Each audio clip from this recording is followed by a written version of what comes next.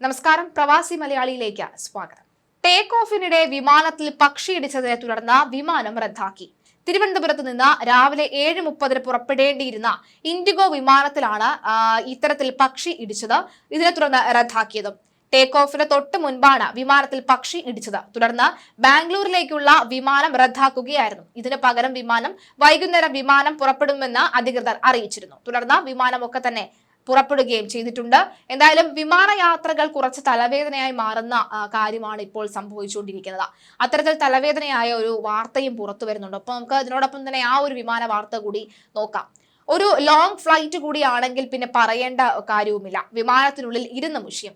അതുപോലെ യാത്രക്കാർ ചെയ്യുന്ന മണ്ടത്തരങ്ങൾ കാരണവും ചിലപ്പോൾ വിമാനയാത്രകൾ കുറച്ച് പ്രതിസന്ധികൾ സൃഷ്ടിക്കാറുണ്ട്. ഇപ്പോഴിതാ അങ്ങനെ ഒരു സംഭവമാണ് കഴിഞ്ഞ ദിവസം എയർ ഫ്രാൻസ് വിമാനത്തിൽ സംഭവിച്ചിരിക്കുന്നത്.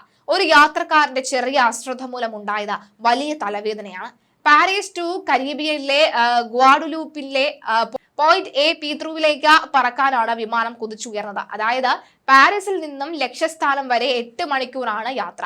അങ്ങനെ എല്ലാ സേഫ്റ്റിയും പരിശോധിച്ച വിമാനം 40,000 അടി ഉയർത്തി പൈലറ്റ് യാത്ര തുടരുകയും ചെയ്തു. പെട്ടെന്നാണ് വിമാനത്തിനുള്ളിൽ ഒരു യാത്രക്കാരന്റെ നിലവിളി കേട്ടത്. ക്യാബിൻ ക്രൂ ഉടനെ കാര്യം തിരക്കിയതും അയാൾ പറയുകയുണ്ടായി തന്റെ ഫോൺ നഷ്ടപ്പെട്ടു എന്ന്. പിന്നാലെ അധികൃതരോടും കാര്യം പറഞ്ഞു. ഫോൺ യുവാവിന്റെ കയ്യിൽ നിന്നും വഴുതി നേരെ വീണത് എയർ വെന്റിലാണ് വീഴുന്നത്. ആർക്കും ഒന്നും ചെയ്യാൻ പറ്റാത്ത അവസ്ഥ. ഇത് അപകട സാധ്യത വളരെ കൂടുതലുമാണ്. ചിലപ്പോൾ ഒരു വലിയ തീപിടുത്തത്തിന് വരെ കാരണമായേക്കാം. ഒടുവിൽ ഇക്കാര്യം പൈലറ്റിനെ അറിയിക്കുകയും ചെയ്തു. അപ്പോഴേക്ക് വിമാനം ഫ്രാൻസിന്റെ പടിഞ്ഞാറൻ തീരത്തേക്ക് എത്തിയിരുന്നു. ഒടുവിൽ ജീവനക്കാർ വിവരം അറിയിച്ചതിനെ തുടർന്ന് വീണ്ടും വിമാനം തിരിച്ച് പാരീസിലേക്ക് തന്നെ വരേണ്ടി വന്നു. ഫ്ലൈറ്റ് റഡാറിലെ പരിശോധനയിൽ വിമാനം 2 മണിക്കൂറിലധികം ആകാശത്ത് പറന്നിരുന്നു. ഒടുവിൽ പൈലറ്റ് ഫ്രാൻസിന്റെ പടിഞ്ഞാറൻ തീരത്ത് ചുറ്റും ഒരു തവണ വളഞ്ഞ ശേഷം തിരികെ പാരീസിലെ എയർപോർട്ടിൽ എമർജൻസി ലാൻഡിംഗ് നടത്തുകയും ചെയ്തു. അങ്ങനെ എയർ ഫ്രാൻസ് വിമാനത്തിലെ 375 യാത്രക്കാരെയും 12 ക്രൂ അംഗങ്ങളുടെയും സേഫായി ലാൻഡ് ചെയ്യുകയും ചെയ്തു. ഇത് വലിയ തലവേദനയായല്ലോ എന്ന് പല യാത്രക്കാരും പറയുന്നുണ്ട്. എന്നാൽ വിമാനത്തിന്റെ സുരക്ഷ മുൻനിർത്തിയാണ് എമർജൻസി ലാൻഡിംഗ് നടത്തിയത് എന്ന് അധികൃതർ വ്യക്തമാക്കി. കാരണം യാത്രക്കാരന്റെ കയ്യിൽ നിന്നും വഴുതി എയർ വെന്റിലിൽ വീണ ഫോണിന്റെ ലിഥിയം ബാറ്ററി കേടായതിനാൽ തീപിടുത്ത സാധ്യതയുണ്ട് എന്നും ഭയമാണ് വിമാനം തിരിച്ചിറക്കിയതെന്ന് അവർ പറയുന്നു. അതുപോലെ കഴിഞ്ഞ ദിവസം എയർ ഏഷ്യ വിമാനത്തിനുള്ളിൽ ഒരു യാത്രക്കാരന്റെ ഫോണിന്റെ പവർ ബാഗ് പൊട്ടിത്തെറിച്ചിരുന്നു. ഉടനെ ഉള്ളിൽ മുഴുവൻ പുക ഉയർന്ന യാത്രക്കാരെല്ലാവരും പരിഭ്രാന്തിയിലാവുകയും ചെയ്തിരുന്നു. തുടർന്ന് വിമാനം എമർജൻസി ലാൻഡിംഗ് നടത്തുകയും ചെയ്തു. യൂറോപ്പിലെ ബജറ്റ് എയർലൈനായ ഈ ജർമ്മൻ വിങ്ങിൻസിന്റെ വിമാന അപകടത്തിൽ ഇന്ന് 10 വർഷം തികയുകയാണ്. 2015 മാർച്ച് 24-നാണ് കോ പൈലറ്റ് ആൻഡ്രിയാസ് ലൂബ്സിൻ എന്ന 27 വയസ്സുകാരൻ ജർമ്മൻ വിങ്സ് എയർബസ് വിമാനം മനഃപൂർവ്വം തകർത്ത് 150 പേരുടെ മരണത്തിന് കാരണമാക്കിയത്. ബാഴ്സലോണയിൽ നിന്ന് ഡ്യൂസൽഡോർഫിലേക്ക് പോവുകയായിരുന്ന 9525 നമ്പർ വിമാനമാണ് ഫ്രഞ്ച് ആൽപ്സിലെ ഈ ഹോട്ട് വെർനെറ്റ് പർവ്വതത്തിൽ തകർന്നു വീണത്.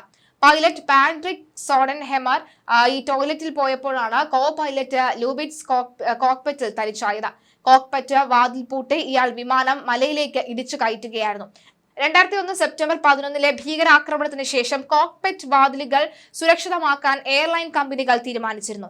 ഇത് കാരണം പുറത്തു നിന്നുള്ളവർക്ക് കോക്പിറ്റിലേക്ക് പ്രവേശിക്കാൻ സാധിക്കാതെ വരികയും ചെയ്തു. ഈ സുരക്ഷാ സംവിധാനമാണ് പിന്നീട് 150 പേരുടെ മരണത്തിന് കാരണമായത്. സംഭവത്തിന് ശേഷം 2 പൈലറ്റുമാർ എപ്പോഴും കോക്പൈലറ്റിൽ ഉണ്ടാകണമെന്നും പൈലറ്റ് ടോയ്ലറ്റിൽ പോയാൽ ഒരു ക്രൂ അംഗം കോക്പിറ്റിൽ ഉണ്ടാകണമെന്നും നിയമം വന്നു. എന്നാൽ 2 വർഷത്തിന് ശേഷം ഈ നിയമം വീണ്ടും മാറ്റി. വാതിൽ അടച്ചിരുന്നത് സുരക്ഷിതമല്ല എന്നും പൈലറ്റുമാർ ബോധരഹിതരായാൽ വാതിൽ തുറക്കാനാകില്ല എന്നും പൈലറ്റുമാരും എയർലൈൻ കമ്പനികളും വാദിച്ചു. ലുബിറ്റ്സ് മാനസിക രോഗത്തിന് ചികിത്സ തേടിയിരുന്നു. ഇയാൾക്ക് അന്ധനാകുമോ എന്ന ഭയമുണ്ടായിരുന്നു. എന്നാൽ ഇക്കാര്യം ഇയാളുടെ തൊഴിൽ ദാതാക്കൾ അറിഞ്ഞിരുന്നില്ല. ദുരിതത്തിന് ശേഷം യൂറോപ്യൻ ഏവിയേഷൻ സേഫ്റ്റി ഏജൻസി പൈലറ്റുമാർക്ക് പതിവായി മാനസിക പരിശോധന നടത്താൻ നിർദ്ദേശിച്ചിരുന്നു. എന്നാൽ ഇത് പൈലറ്റുമാരുടെ സ്വയം വെളിപ്പെടുത്തലിനെ ആശ്രയിച്ചാണ് നടക്കുന്നത്. മാനസികാരോഗ്യ പ്രശ്നങ്ങളുള്ള പൈലറ്റുമാർക്ക് കരിയർ സുരക്ഷിതമാക്കി പ്രശ്നങ്ങൾ തുറന്നു പറയാൻ അവസരം ഒരുക്കണമെന്നും വിദഗ്ധർ ആവശ്യപ്പെട്ടു. ലുബിറ്റ്സ് വിമാനം പറത്തുമ്പോൾ ശക്തമായ മരുന്നുകൾ ഉപയോഗിച്ചിരുന്നുവെന്നും റിപ്പോർട്ടിൽ പറയുന്നു. ദുരിതത്തിന് ശേഷം ജർമ്മൻ വിങ്സ് എന്ന ബ്രാൻഡ് നാമം ലുഫ്താൻഡ ഒഴിവാക്കിയിരുന്നു. തുടർന്ന് യൂറോവിങ്സുമായി ലയിച്ചിരുന്നു. 2017 മുതൽ എല്ലാ വിമാനങ്ങളും യൂറോവിങ്സ് ഫ്ലൈറ്റ് നമ്പറുകളിലാണ് പറക്കുന്നത്.